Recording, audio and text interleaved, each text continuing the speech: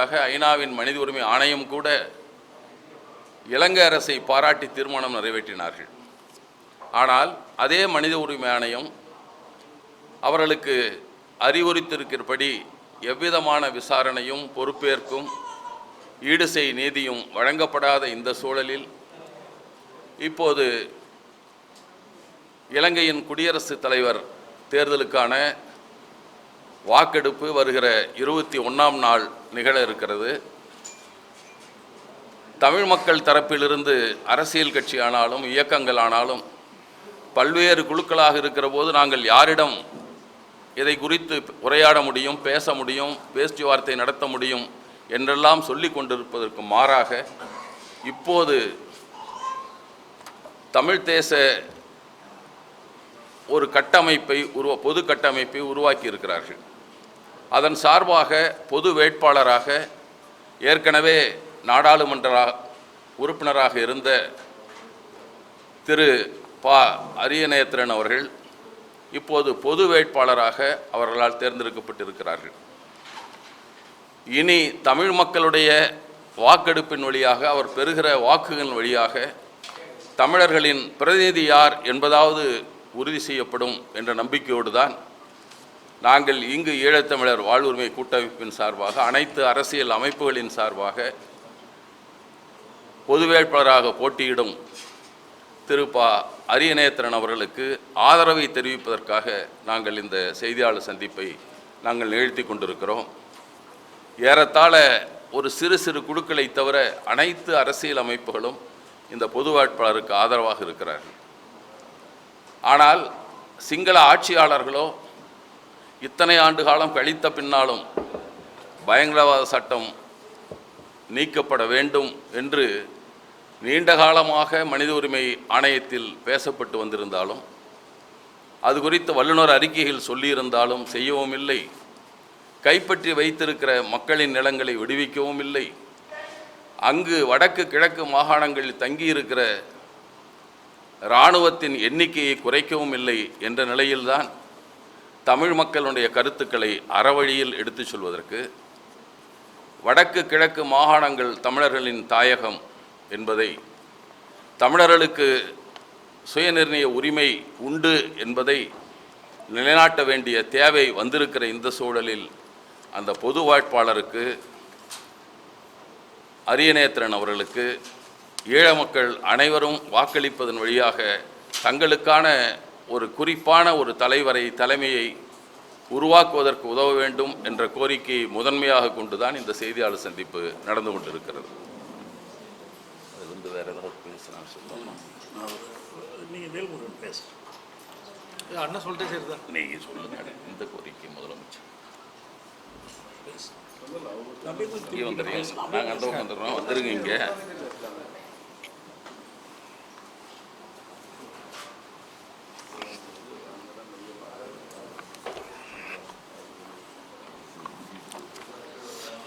அனைத்து பத்திரிகை ஊடக நண்பர்களுக்கும் வணக்கம். ஈழத்தமிழர் வாழ்வுரிமை கூட்டமைப்பின் சார்பாக இலங்கையில் நடைபெறுகின்ற அதிபர் தேர்தலில் இங்கு ஈழத்தமிழர் வாழ்வுரிமை கூட்டமைப்பும் தமிழ்நாட்டில் இருக்கின்ற தமிழ் மக்களும் அங்கு தமிழ் கட்சிகள் தமிழீழ மக்களின் சார்பாக பொது வேட்பாளராக நிறுத்தப்பட்டிருக்கிறோம் உயர் திரு அரியநேத்திரன் அவர்களுக்கு வாக்களித்து அவரை வெற்றி பெற செய்ய வேண்டும் என்ற வேண்டுகோளை தமிழ்நாட்டில் வாழ்கின்ற தமிழீழ விடுதலையை ஆதரிக்கின்ற ஈழத் தமிழரில் அக்கறை உள்ள அரசியல் கட்சிகள், அமைப்புகள், இயக்கங்கள் அனைவரும் ஒன்று சேர்ந்து ஈழத்தமிழர் வாழ்வுரிமை கூட்டமைப்பின் சார்பாக அனைத்து எமது ஈழ உறவுகளுக்கும் இந்த வேண்டுகோளை நாங்கள் முன்வைக்கிறோம். இதே வேண்டுகோளை மாண்புமிகு தமிழக முதலமைச்சரும் தமிழக எதிர்க்கட்சி தலைவர்களும் இந்த கூட்டமைப்பில் இடம்பெறாத ஜனநாயக சக்திகளும் முன்வைக்க வேண்டும் என்கிற வேண்டுகோளையும் இந்த நேரத்தில் நாங்கள் முன்வைக்கிறோம். மேலும் மாண்புமிகு தமிழக முதலமைச்சர் அவர்கள் ஒரு சிறப்பு சட்டமன்ற கூட்டத்தொடரை கூட்டி ஈழத்தில் நடந்தது மாபெரும் இனப்படுகொலை என்றும் ஈழத்தில் நடந்த இனப்படுகொலைக்கு சர்வதேச நீதி விசாரணை வேண்டும் என்கிற கோரிக்கையும், அதுபோன்று பொது வாக்கெடுப்பினூடாக உலகத்தில் பல நாடுகள் ஐக்கிய நாடுகள் சபையினூடாக நடந்தேறிய பொது வாக்கெடுப்பின் மூலம் ஒரு தனித்தமிழ் ஈழ அரசை உருவாக்குவதற்கான ஒரு முன்னெடுப்பை உலகம் முழுவதும் வாழ்கின்ற ஈழத்தமிழர்கள் தொடர்ந்து முன்னெடுத்து வருகிறார்கள். குறிப்பாக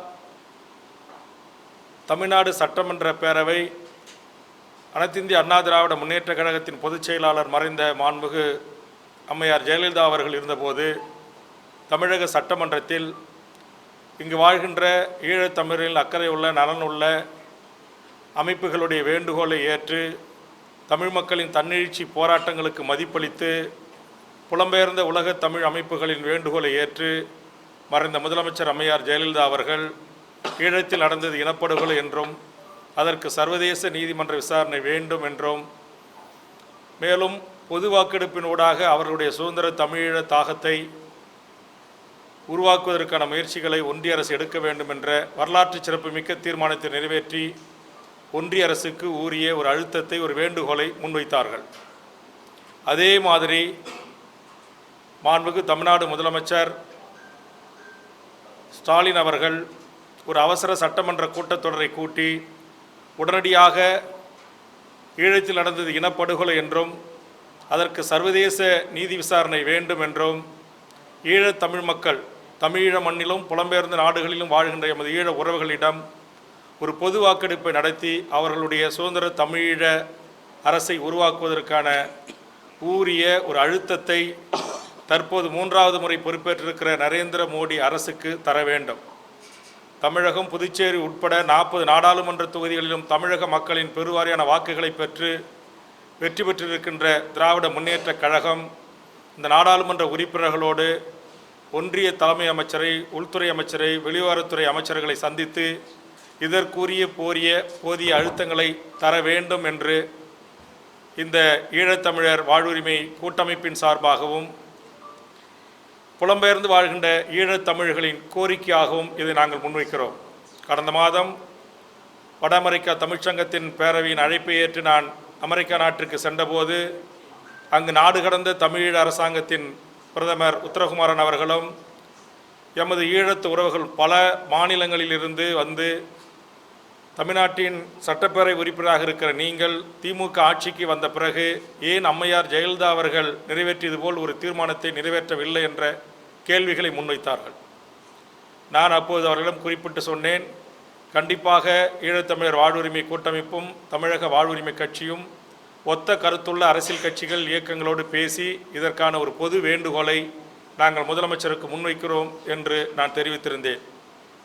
அதுபோன்று தற்போது அமெரிக்காவில் பயணத்தில் இருக்கின்ற மாண்புமிகு தமிழ்நாடு முதலமைச்சர் அவர்களை நாடு கடந்த தமிழீழ அரசாங்கத்தின் பிரதமர் உத்தரகுமாரனுடைய சார்பாகவும் புலம்பெயர்ந்து வாழ்கின்ற ஈழத்து உறவுகளின் சார்பாகவும் இந்த பிரதான 2 கோரிக்கைகளையும் சேர்த்து விடுதலை புலிகள் தமது ஆயுத போராட்டம் மௌனிக்கப்பட்டு மாபெரும் இனப்படுகொலை நடந்தேறிய பிறகும் இந்தியாவில் தொடர்ச்சியாக விடுதலை புலிகள் மீதான தடை நீட்டித்து வருகிறது. இது ஏற்புடைய செயலல்ல. ஆதலால் மாண்புமிகு தமிழ்நாடு முதலமைச்சர் அவர்கள் ஒன்றிய அரசு விடுதலை புலிகள் மீதான தடையை நீட்டிப்பதற்கு கேட்கின்ற காரணங்களுக்கு செவிசாய்க்காமல் அந்த தடை நீக்குவதற்கு உரிய நடவடிக்கைகளையும் மாண்புமிகு தமிழ்நாடு முதலமைச்சர் அவர்கள் எடுக்க வேண்டும் என்கிற கோரிக்கையும் ஈழத்தமிழர் வாழ்வுரிமை கூட்டமைப்பின் சார்பாக நாங்கள் முன்வைக்கிறோம். சொந்த மண்ணில் லட்சக்கணக்கான உயிர்களை பலி கொடுத்தும் இன்னமும் அவர்களுக்கான நீதி கிடைக்காமல் எமது ஈழ உறவுகள் உலகத்தின் அத்தனை நாடுகளின் கதவுகளையும் தட்டி கொண்டிருக்கிறார்கள். குறிப்பாக கனடா, அமெரிக்கா, வடமாகாண சபை, தமிழ்நாடு போன்ற பல்வேறு மக்கள் பிரதிநிதிகளுடைய சபை இந்த இனப்படுகொலைக்கான நீதி கோரலுக்கும் பொது வாக்கெடுப்புக்குமான தீர்மானங்களை நிறைவேற்றியிருக்கிறது. தற்போது ஆயுத போராட்டம் இல்லை, விடுதலை புலிகள் எந்த விதமான ஆயுத போராட்டங்களை முன்னெடுக்காத சூழலில் தொடர்ச்சியாக இங்கு விடுதலை புலிகளின் மீதான தடையை நீட்டிப்பதற்கு ஒன்றிய அரசுகள், இது காங்கிரஸாக இருந்தாலும் பிஜேபியாக இருந்தாலும், தொடர்ந்து ஏதாவது ஒரு காரணங்களை கூறி தடைகளை நீட்டித்து வருகிறார்கள். இது ஏற்புடையதல்ல. விடுதலை புலிகள் எல்லாம் இன்றைக்கு மனித உரிமை போராளிகளாக மாறி உலகம் முழுவதும் ஜனநாயக போராட்டங்களை முன்னெடுத்து வருகிறார்கள். அந்த வகையில் ஒன்றிய அரசுக்கு மாண்புமிகு தமிழக முதலமைச்சர் இந்த 3 கோரிக்கைகளையும் உடனடியாக நிறைவேற்ற வேண்டும் என்று எமது ஈழத்தமிழர் வாழ்வுரிமை கூட்டமைப்பின் சார்பாக மாண்புமிகு தமிழக முதலமைச்சர் அவர்களுக்கும் தமிழக அமைச்சரவைக்கும் இந்த வேண்டுகோளை நாங்கள் முன்வைக்கிறோம். கேள்விகள் எதாவது இருக்கா? சொல்லிட்டு அண்ணா சொல்லிடுங்கண்ணா. இல்லை, ஒரு கட்சியாக சொல்லுங்க. நீங்கள் அடுத்து அண்ணா சொல்லுவாங்க. நான் அந்த பக்கம் உட்கார்றேன். அப்படி சார், நல்லது.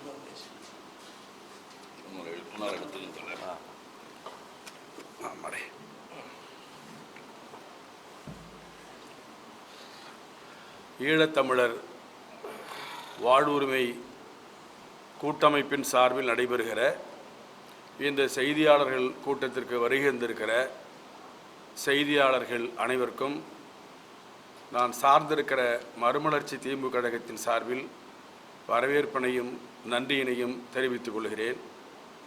மிக முக்கியமான இந்த பிரச்சனையை தேவையான இந்த காலகட்டத்தில் உங்களோடு கலந்து பேசி தமிழ் மக்கள் மத்தியிலே இதை பரப்பக்கூடிய செயலிலே ஈடுபட்டு கொண்டிருக்கிற ஈழத்தமிழர் வாழ்வுரிமை கூட்டமைப்பில் இடம்பெற்றிருக்கிற அனைவருக்கும் எங்கள் மறுமலர்ச்சி திராவிட முன்னேற்றக் கழகத்தின் சார்பில் நன்றியை தெரிவித்துக் கொள்கிறேன்.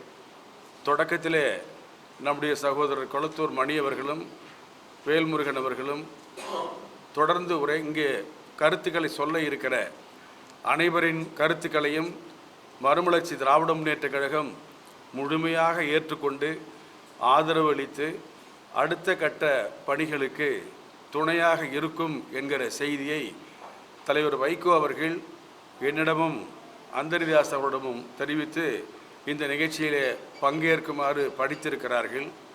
முதலிலே நடைபெறுகிற தேர்தலில் ஈழத்திலே இருக்கிற அமைப்புகள் தமிழ் மக்கள் ஓரணியிலே நின்று களத்திலே நிற்க வேண்டும். வெற்றி தோல்வி என்பது அதனை பிறகு பார்த்து கொள்ளலாம். முதற்கட்டமாக தமிழர்கள் ஒருங்கிணைந்து நிற்கிறார்கள் என்கிற அந்த கருத்து, அந்த செயல் இன்றைக்கு மிகவும் பிரதானமானது என்பதை நாங்களும் இந்த கூட்டமைப்பிலே இணைந்து குரல் கொடுக்கிறோம்.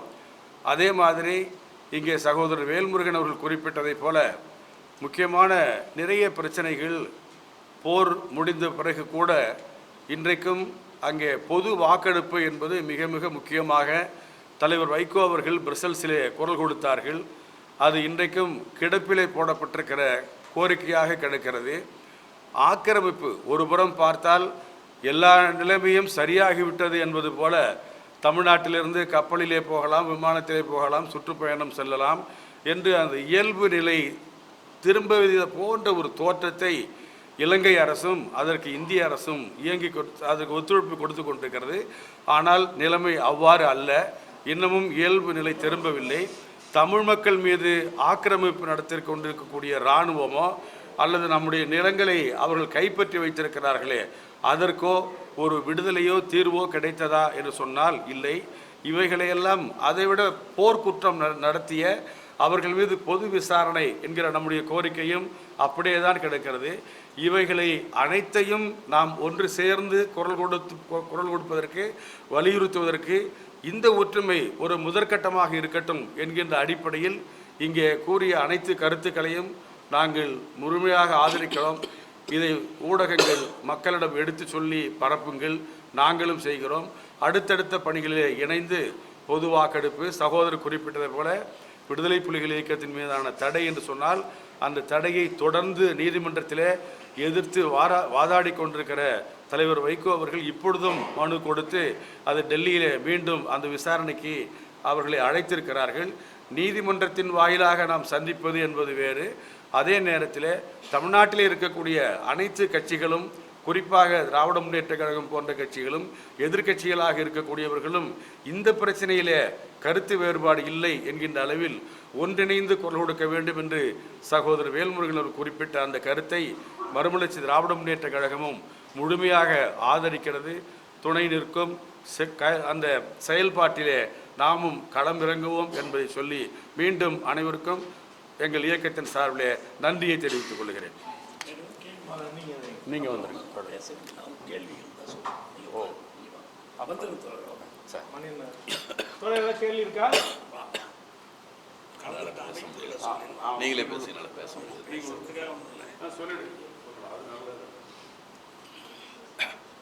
தொடர்ந்து இருமுறை வந்துட்டு. அனைவருக்கும் வணக்கம். ஈழத்தமிழர் வாழ்வுரிமை கூட்டமைப்பு சார்பில் இலங்கை நாடாளுமன்ற தேர்தலில் தமிழ் வேட்பாளராக பொது வேட்பாளராக போட்டியிடுகிற திரு அரியநேத்திரன் அவர்களுக்கு தமிழீழ வாக்காளர்கள் வாக்களிக்க வேண்டும், நாம் அனைவரும் இதற்கு ஆதரவு தெரிவிக்க வேண்டும் என்ற நோக்கத்தில் நடைபெறுகிற இந்த செய்தியாளர் சந்திப்பில் பெரியார் திராவிடர் கழகம், தமிழ் தேச மக்கள் முன்னணி ஒருங்கிணைப்பாளர் என்ற முறையில் திராவிடர் விடுதலை கழகத்தினுடைய தலைவர் குளத்தூர் மணி அவர்கள், தமிழக வாழ்வுரிமை கட்சியினுடைய வேல்முருகன் அவர்கள், மறுமலர்ச்சி திராவிட முன்னேற்ற கழகம் சார்பில் நம்முடைய வந்தியத்தேவன், அந்திரிதாஸ் ஆகியோரும் கலந்து கொண்டிருக்கிறார்கள். இந்த தேர்தல் செப்டம்பர் 21 நடைபெறுகிறது. சிங்கள தரப்பில் 4 முக்கிய வேட்பாளர்கள் போட்டியிடுகிறார்கள். இப்போது அதிபராக இருக்கிற ரணில் விக்ரமசிங்கா, எதிர்க்கட்சி சார்பில் சஜித் பிரேமதாசா, ராஜபக்ஷேயின் புதல்வர் நமல் ராஜபக்ஷே, எல்லோரிலும் முக்கியமாக ஜனத்த விமுக்தி பெரமினாவினுடைய அனுரகுமார் திசாநாயக்கா, இவர்களை தவிர தளபதி பொன்சேகா ஆகியோர் போட்டியிடுகிறார்கள். இன்னும் நிறைய வேட்பாளர்கள் சிங்கள தரப்பில் நிற்கிறார்கள். இலங்கை தீவினுடைய அமைப்பு ஜனநாயக அமைப்பாக இல்லாமல் இனநாயக அமைப்பாக இருக்கிற காரணத்தினால் முக்கால் பங்கினராக இருக்கிற சிங்களவர்களை எதிர்த்து கால் பங்கினராக இருக்கிற தமிழர்கள் சார்பில் யாரும் அந்த பதவிக்கு வர முடியாது. இதுவரைக்கும் தமிழ் வாக்காளர்கள் ஏதாவது ஒரு சிங்கள வேட்பாளரை ஆதரிப்பது என்ற நிலைதான் காணப்பட்டது. இந்த முறை அதற்கு மாற்றாக வெற்றி தோல்வி பற்றி கவலைப்படாமல் தமிழர்களின் இருப்பையும் விருப்பையும் உலகத்திற்கு உணர்த்த வேண்டும் என்ற முறையில் ஒரு பொது வேட்பாளரை நிறுத்தியிருக்கிறார்கள். இப்போதும் கூட ஒரு சிலர் விலகி நிற்கிறார்கள். ரணிலை ஆதரிக்க வேண்டும் அல்லது சஜித்தை ஆதரிக்க வேண்டும் என்ற நிலைப்பாடுகளோடு இருக்கிறார்கள். ஆனால் பெரும்பகுதியான தமிழ் அரசியல் கட்சிகள், 7 அரசியல் கட்சிகள், அவை தவிர குடிமை சமூக அமைப்புகள், பசுமை இயக்கங்கள், மனித உரிமை அமைப்புகள், சிவில் சமூக அமைப்புகள் எல்லோரும் சேர்ந்துதான் ஒரு பொது கட்டமைப்பை உருவாக்கி அரியநேத்திரனை வேட்பாளராக நிறுத்துகிறார்கள். அவர் இப்போது நாடாளுமன்ற உறுப்பினராக இருக்கிறார். ஆனால் தொடர்ந்து அந்த பொறுப்பில் நீடிக்கப் போவதில்லை என்று அவர் அறிவித்திருக்கிறார். அவர்கள் ஒரு தெளிவான ஒரு தேர்தல் அறிக்கையை கொடுத்திருக்கிறார்கள். தமிழ் மக்கள் கடந்த காலத்தில் வலியுறுத்தி வருகிற ஒரு தற்சார்பான பன்னாட்டு புலனாய்வு நடத்தப்பட வேண்டும், இன அழிப்புக்கு ஈடு செய் நீதி வேண்டும், தொடர்ந்து வருகிற பௌத்தமயமாக்கம், சிங்களமயமாக்கம், இராணுவமயமாக்கம், இந்த வழியிலான கட்டமைப்பியல் இனவழிப்பை தடுத்து நிறுத்த வேண்டும். சிறையில் இருக்கிற போர்க்கைதிகள், போர் முடிந்து 15 ஆண்டுகளுக்கு பிறகும் அவர்கள் விடுதலை செய்யப்படாமல் இருக்கிறார்கள். அவர்களை விடுதலை செய்ய வேண்டும். 19,000 பேர் காணாமலாக்கப்பட்டிருக்கிறார்கள். அந்த தாய்மார்கள் 1000 நாட்களுக்கு மேலாக தொடர்ந்து போராடி கொண்டிருக்கிறார்கள். இந்த காணாமலாக்கப்பட்டவர்களுக்கு நீதி புகட்ட வேண்டும், நீதி கிடைக்க வேண்டும். இப்போது இருக்கிற அதிபர் ரணில் விக்ரமசிங்கா யாழ்ப்பாணத்தில் பொங்கல் திருவிழா கொண்டாட சென்ற போது காணாமலானவர்களெல்லாம் பெரும்பாலும் செத்து போய்விட்டார்கள், அவர்களை தேடுவதில் பயனில்லை என்று அறிவித்தவர் தான். அதே போலத்தான் கோட்டபயா வெற்றி பெற்றவர்களும் அறிவித்தார். ஆனால் அப்படி காணாமலாக்கப்பட்டவர்களுக்கு நீதி கிடைக்க வேண்டும் என்பதற்கான போராட்டம் தொடர்ந்து நீடிக்கிறது. அதே போல் பறிக்கப்பட்ட நிலங்களை திருப்பி கொடுக்க வேண்டும். வடக்கில் தான் மிகப்பெரிய அளவில் இராணுவம் குவிக்கப்பட்டிருக்கிறது. எனவே இராணுவ ஆக்கிரமிப்பு நீக்கப்பட வேண்டும். இந்த கோரிக்கைகளை எல்லாம் வலியுறுத்தித்தான் இந்த பொது வேட்பாளர் போட்டியிடுகிறார். ஐக்கிய நாடுகள் மனித உரிமை பேரவையில் மீண்டும் ஒரு முறை இலங்கையில் நடைபெற்ற போர்க்குற்றங்கள், இனவழிப்பு குற்றம் பற்றிய ஒரு விவாதம் வருகிறது. இந்த முறை ஒரு தீர்மானம் வரப்போகிறது. ஏற்கனவே மனித உரிமை பேரவையில் முன்னோட்ட அறிக்கை வந்திருக்கிறது. இந்த நேரத்தில் ஈழத்தமிழர்கள் தாயகத்திலிருந்து, புலம்பெயர் நாடுகளிலிருந்து எப்போதும் குரல் கொடுக்கிறார்கள், தாயகத்திலிருந்து இந்த தேர்தல் வாக்குச்சீட்டு வழியாக இந்த குரல் கொடுப்பது என்பது ஒரு வலுவான இருப்பை காட்டும். ஏற்கனவே தமிழக சட்டப்பேரவை உலகத்திலேயே தமிழர்கள் அரசமைப்புக்கு உட்பட்டு தேர்ந்தெடுத்திருக்கிற மிகப்பெரிய பேரவை நம்முடைய சட்டப்பேரவை தான். நடந்தது இன அழிப்பு என்ற தீர்மானத்தை இயற்றியிருக்கிறோம். வடக்கு மாகாண சபையில் இதே போன்ற தீர்மானம் இயற்றப்பட்டிருக்கிறது. கனடாவில் பிராம்டன் நகர சபை இந்த தீர்மானத்தை இயற்றியிருக்கிறது. கனடாவினுடைய நாடாளுமன்றத்திலேயே ஈழத்தில் நடைபெற்றது இன அழிப்பு தான், முள்ளிவாய்க்கால் இனவழிப்பு தான் என்ற தீர்மானத்தை இயற்றியது மட்டுமல்ல, இனவழிப்பு பற்றி மாணவர்களுக்கு கல்வி கொடுப்பதற்கான ஒரு திட்டத்தையும் அவர்கள் வகுத்திருக்கிறார்கள். யாழ் பல்கலைக்கழகத்தில் முள்ளிவாய்க்கால் நினைவு சின்னம் தகர்க்கப்பட்ட போது பதிலுக்கு அந்த நினைவு சின்னத்தை பிராம்டன் நகரத்தில் ஒரு பூங்காவில் ஏற்படுத்துகிற முயற்சியிலும் கனடா ஈடுபட்டிருக்கிறது. இந்த நிலையில்தான் இந்த இனவழிப்பை உலகம் அறிந்தேற்று அதற்கு நீதி வழங்க வேண்டும் என்ற குரலையும் அவர்கள் கொடுக்கிறார்கள். ஆகவே இலங்கை தீவு என்பது 2 தேசங்களை கொண்ட ஒரு நாடு, ஒரு தீவு நாடு, 2 தேசிய இனங்கள். இதை கடந்த காலத்தில் பேசி வந்தவர்கள் யாரும் நடைமுறைப்படுத்தவில்லை. இப்போது அதனை அந்த மக்களே தங்கள் வாக்குச்சீட்டின் மூலமாக உலகத்திற்கு அறிவிக்க இருக்கிறார்கள். எனவே தமிழ் தேசம் என்பது தனக்கு அரசுரிமை உண்டு என்பதை அறிவித்து கொள்ளுகிற ஒரு அமைதியான வழி. இதற்கு முன்பு 1977 பொதுத் தேர்தலின் போது இதே போலத்தான் தமிழர் ஐக்கிய விடுதலை கூட்டணி இலங்கை நாடாளுமன்ற தேர்தலை தமிழீழ நாடாளுமன்றத்திற்கான தேர்தலாக கருதி வாக்களியுங்கள் என்று கேட்டு மிகப்பெரிய வெற்றியை பெற்றார்கள். 2004ஆம் ஆண்டு அமைதி உடன்படிக்கை இருந்தபோது தலைவர் பிரபாகரன் தலைமையில் விடுதலை புலிகள் ஒரு அமைதிக்கான இடைக்கால திட்டத்தை முன்வைத்து அதற்கு ஆதரவு கேட்டு தேர்தலில் தமிழ் தேசிய கூட்டமைப்பு போட்டியிட்டது. அப்போது அந்த கூட்டமைப்புக்கு 24 தொகுதிகளில் 22 தொகுதிகளில் வெற்றி கிடைத்தது. ஆகவே வெற்றி பெற்று பதவி அனுபவிப்பதற்கோ அதிகாரத்தை பிடிப்பதற்காகவோ அல்ல, மக்களின் ஒரு பொதுவான கூட்டு உணர்வை வெளிப்படுத்துகிற ஒரு வழியாக தேர்தலை பயன்படுத்துகிறார்கள். அப்படி ஒரு யுக்தியாக இந்த யுக்தி வெற்றி பெற வேண்டும் என்றால் தாயகத்தில் இருக்கிற பெரும்பாலான வாக்காளர்கள் அரியணை திறனுக்கு வாக்களிக்க வேண்டும். இரண்டாவதாக அங்கு 2ஆம் தெரிவு 3ஆம் தெரிவு என்றெல்லாம் இருக்கிறது. இந்த 2ஆம் தெரிவு 3ஆம் தெரிவெல்லாம் தமிழர்களுக்கு இல்லை. நமக்கு இருக்கிறது ஒரே ஒரு தெரிவு தான். 2ஆம் தெரிவு என்று எந்த சிங்கள வேட்பாளருக்கும் வாக்களிக்கப் போவதில்லை. சிங்கள வேட்பாளர்களை அவர்கள் அடியோடு புறக்கணிக்கப் போகிறார்கள். இந்த முயற்சியும் தமிழர்களின் தனி இருப்பை காட்டுவதாக இருக்கும். தமிழர்களுடைய நீதிக்கான போராட்டத்திற்கு இது இன்னும் ஒரு கட்டத்தை குறிக்கும் என்று நாம் நம்புகிறோம். இது குறித்து நாம் தமிழ்நாட்டு மக்களுக்கு சொல்ல வேண்டிய கடமை இருக்கிறது. ஏற்கனவே நாம் ஒரு கோரிக்கை வைத்திருக்கிறோம். தமிழக அரசு ஐக்கிய நாடுகள் மனித உரிமை பேரவையில் உறுப்பினர்களாக இருக்கிற எல்லா அரசுகளுக்கும் கடிதம் எழுத வேண்டும் என்ற கோரிக்கை வைத்திருக்கிறோம். தமிழகத்தில் ஆளுங்கட்சி எதிர்க்கட்சி அனைத்து கட்சிகளும் இந்த தமிழ் பொது வேட்பாளருக்கு ஆதரவு தெரிவிக்க வேண்டும் என்று கேட்டுக்கொள்கிறோம். இது உலகு தழுவிய அளவில் நீதிக்கான ஒரு பரப்புரையாக அமையும் என்று நாம் நம்புகிறோம். நன்றி.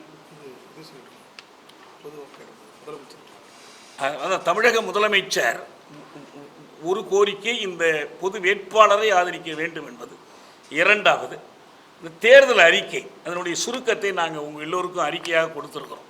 அவர்கள் அதிகாரபூர்வமாக அந்த பொது கட்டமைப்பு ஒரு தேர்தல் அறிக்கையை வெளியிட்டிருக்கிறார்கள். அந்த தேர்தல் அறிக்கையில் தமிழ் மக்களுடைய கோரிக்கைகளை வலியுறுத்தி இருக்கிறார்கள்.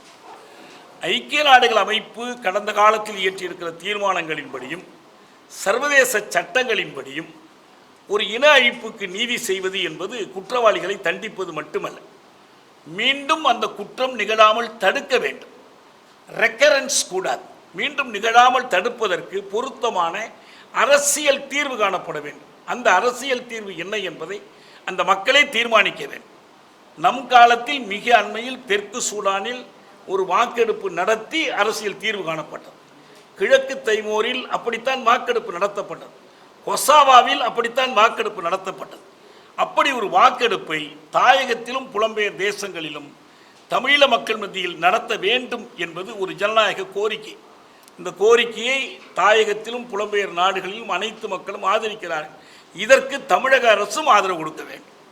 ஆதரவு கொடுப்பதன் மூலமாக இந்த கோரிக்கை வலுப்படும் என்று நாம் நம்புகிறோம். எனவே தான் இந்த கோரிக்கைகளை நாம் தமிழக அரசிடம் வலியுறுத்துகிறோம். ஒன்று, இந்த பொது தேர்தல் நடக்கிற சூழல். 2, ஜெனீவாவில் மனித உரிமை பேரவையில் இது பற்றி விவாதம் நடந்து கொண்டிருக்கிற ஒரு சூழல். வெகு விரைவில் அவர்களுடைய அடுத்த தீர்மானம் வரப்போகிறோம். இதை செய்து முடிக்க வேண்டும். இந்திய அரசிடமும் அவர்கள் வலியுறுத்த வேண்டும், தமிழக அரசு வலியுறுத்த வேண்டும். இது எங்களுடைய கோரிக்கை. வேறு ஏதாவது கேட்கணும்னா கேளுங்க, இல்லைனா இந்த செய்திகளை கொஞ்சம் பரவலாக கொண்டு செல்லுமாறு கேட்டுக்கொள்கிறோம்.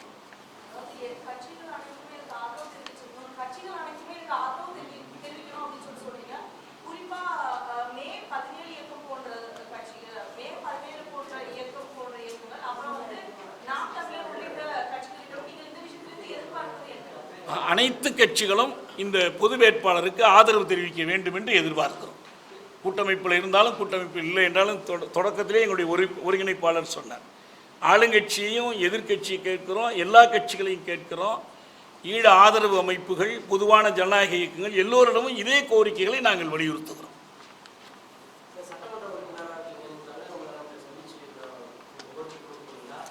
ஈழத்தமிழ் மக்கள் சார்பாகவும் புலம்பெயர்ந்து வாழ்கின்ற ஈழத்தமிழ் அமைப்புகளின் சார்பாகவும் தற்போது அமெரிக்காவில் சுற்றுப்பயணத்தில் இருக்கின்ற மாண்புமிகு தமிழக முதலமைச்சர் அவர்களை சந்தித்து இது குறித்தான வேண்டுகோளை, கோரிக்கையை முன்வைத்திருக்கிறார்கள். நானும் இங்கு பத்திரிகை ஊடக நண்பர்களின் சார்பாக முன்வைத்திருக்கிறேன். மாண்புமிகு முதலமைச்சர் தமிழ்நாட்டுக்கு திரும்பியவுடன் இது குறித்து நேரடியாக வலியுறுத்தி கோரிக்கையை முன்வைப்போம்.